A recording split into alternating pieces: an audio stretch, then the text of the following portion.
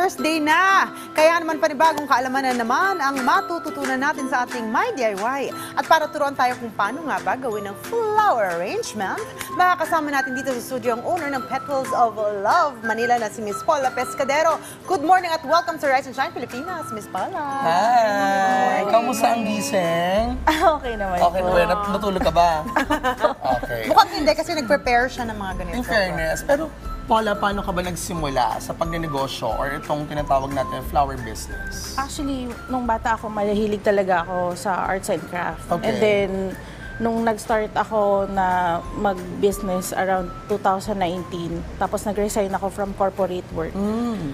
Doon na nag-start yung mag-aral na ako sa flower school. Okay. And then, yun na, along the way, natuto na lang ako mag-arrange ng flowers. Tara, And then, best in TLE ka lagi nung high school. Hindi naman. Hindi naman. So parang pinili niyang path is passion, no? Oo. Passion project ito ko. Miss Paula, paano niyo po pinipili ang tamang kulay at form ng mga bulaklak para sa iba't ibang okasyon? Kasi kung makikita natin ito, ibang form, ito rin iba. Ang cute ng concept, no, nasa glass. Yan, paano niyo pinipili? Actually, depende yun kay client eh. Like, kung Okay. gusto niya ng grand or something simple. So, yun din. And then, sa color naman, depende rin kay client. Kunyari, favorite ng reregaluhan niya is pink. So, pwedeng shades of pink. So, pwedeng haluan ng konting purple para mag-pop yung... Pero ikaw na yung nagsasuggest nun na lagyan natin pop of purple, lagyan natin ng pop of gold, green, ganyan. Yes po, opo. Kasi usually mga client, ang alam lang nila, basically, ang mga alam lang nilang basic flowers is roses and flowers. Oo nga, So, totoo. you have to help them and educate them when selecting flowers din po. Kagaya ito, tulip to, no? Am I correct? Yes po, finlex ko lang po yung tulips kasi usually nakaganon lang po siya. So, inopen ko siya para po ganyan po yung itsura niya. Ganda, ang ganda. Pero in fairness, no, kasi may iba't ibang klase ng flower arrangement. Meron nga kami, may punerarya kami sa sakyan talaga doon sa gilid, diba? Wala namang concept si, gawan yung client. Pero kayo ba, paano ba yung konsepto na pwede nating ilagay dito? Siguro, let's talk about the current trends when it comes to flower arrangements. Yung sa flower arrangements kasi parang ang napapansin ko, yung mga parang Bridgerton na Okay. maraming flowers, more flowers, roses. So, yun. Tapos nauso din yung pag-flex ng mga roses. Mamaya ipapakita ko po kung Sige. paano i-flex. Okay, wag na natin patagalin at simulan na natin ang process na pag-ayos ng isang magandang flower arrangement. Ano ba ang first step para dito? Actually, ito po yung mga flowers po natin. And then, may This mga one. gamot na rin po sila para ma-prolong din po yung buhay. So pwede mo lagyan ng gamot? Like when you say prolong, gaano katagal siya Pero ito, maprolong? paracetamol ba ilalagay dito? Hindi po, may flower food po kasi siya. May flower prepare food. din po. Opo, para po So tumagal yung mag-last yun flowers. mga ilang days pag nilagyan ng flower Pag sa flower food and then nasa ref naman po siya, usually mga 1 week kaya naman po. Okay, Opo. alright. Sige, let's start already, Miss Paula. Ayan po. Ito po, Ecuadorian roses po Okay. sila. Gusto ko So, makareceive ng ganyan. Naka-receive ka na. Nakareceive ba So, yan ako? po. Hindi siya Ecuadorian. Ecuadorian yun, yung malaki. Yes. Okay, fine. okay. Sige Ay. po. Pag nag-flex po tayo ng rose, usually Okay. ganyan po. And then, Ay, we can do ganon? this. Okay. Okay. Yan po. Para nakaano siya, nakabuka ng ganon. Opo, para lumalaki Mas po maganda siya. siya. Yan po sa China roses po, medyo mahirap siyang i-flex. Akala ko Kasi Ecuadorian ganyan din po siya. siya. So, yun po. Ito po, So, we hindi can cut matatanggal that. yung petal kapag ginanyan-ganyan?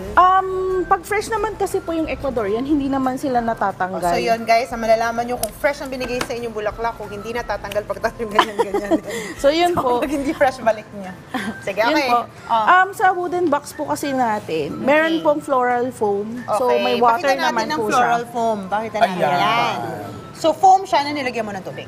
Yes po, Okay, opo. alright. Sige. Ayan So, dyan po. natin itutusok. Apo, yan po. So, pwede po natin siyang itusok dito po sa gitna. Okay. And Kasi yun then, yung pinaka-specialty Siguro natin. natin Next natin para ay, makita nila. what do you want? Ayan. ito pa rin pong roses. Lagyan po Okay, natin Ecuadorian ng... pa din. Apo, Okay. ng medyo Mahal ba ang dramatic. Ecuadorian roses? Usually, nag-range siya from 100 to Isang 200. peraso? 150 to 200. Yun ang cost? Yes po. Pero grabe, Fino, kasi nga, nakikita ko sa mall, minsan 1,000 ang isang piraso. Yun lang pala ang cost. Kasi po, ang binabayaran din po is yung artistry ng floral designer. Minsan isang piraso lang kasi ang bibigay sa'yo, tapos 1,000 na yun. Alam mo yung mga mahahabang roses, ganyan. Okay. Kasi Kasi po, overpriced nga siya. hindi naman po, ano po kasi, Usually po kasi yung proper care pa po niya, yung paglilinis, okay. kasama na din po sa cost. Sa cost. Okay. Opo. So ngayon, 3 ng Ecuadorian roses ang ating nilalagay sa ating foam. Yan po. O may leveling kang ginagawa, Opo. I see. Yan po. Ang Para galing, medyo ayan. dramatic po siya. So Okay. parang may, ano ba to? May paganyan. Opo. Yan po siya. Tall, medium, small. May ganyan. Ayan po. Okay. And then, we can put China roses naman po around the, the So mas maliit na. Ecuadorian. Mas maliit na ang Yes ilalagay po. natin yan. Okay. Pero ito nakikita ko sa'yo, nasa ano siya eh. Type nasa ko yan. wine glass. Type ko yan. Opo, ito po sa wine glass, pwede po kasi siyang centerpiece talaga po Yun sa nga, sa mga wine night. Actually, nabuo yung concept po niya, yung may nakipag-collab sa aking wine shop. And then, we incorporated the wine glasses sa flowers. Kung naalala ko nung wedding ko, ganyan. Tapos may isda sa loob. Ay, ang galing. Ang cute. Okay. Oo, so magandang Maganda po concept siya. din. Hindi niya maprinito Pag after kinasal isda, ka. no? Hindi, kinain nila ng fresh. Parang Ay, bawal sushi. yun. Bad yun.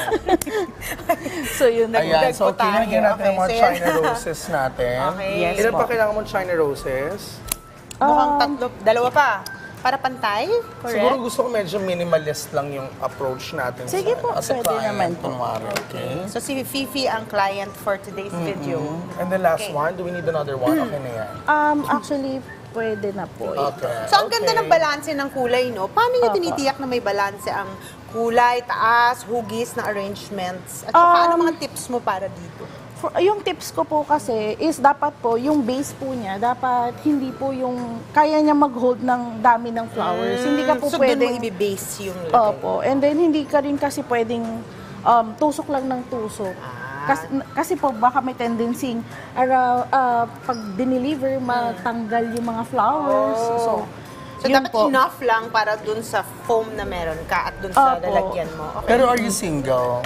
Hindi And ready po. to be I'm- May asawa ka na? Opo. Talaga? Meron na po ako nasa. Kala ko age lang kita, oo. Sige, social media accounts mo para malaman namin saan ka pwedeng hanapin for kapag meron kang utang na di mo pa nabayaran. Gano'n, oo. Yun po, you can follow us sa Petals of Love Manila sa Facebook and Instagram po. So, yun po. Okay, so given na ilalagay na natin, ano tawag sa roses na to? Ito po, fillers po siya. Ano, Filler. so, anong tawag sa kanya na flower? Misty blue. Misty. Misty Opo, May blue. misty gray, misty white. Wala. May misty white, misty yellow, and pink. Meron naman din po. Ganyan bakit talaga si blue? Chi, Parang hindi hinahanap naman niya siya yung mga blue. wala, oo. Ano po, actually, yun din po yung question ko. Pero pag nagbo-bloom po kasi siya na bago. Okay. Hindi, medyo purple may hue siya. of purple nga and blue from afar. Yes po. Ang Ayan. ganda. So, sige, pakita natin yung harap na part kasi ito yung maganda. Ay, ang ganda. Mga ka-RSP, this is it. Ayan. Thank you so much sa pagbibigay sa amin ng kaalaman tungkol sa paggawa ng flower arrangement. Miss Paula Pescadero, muli thank you and stay safe. you.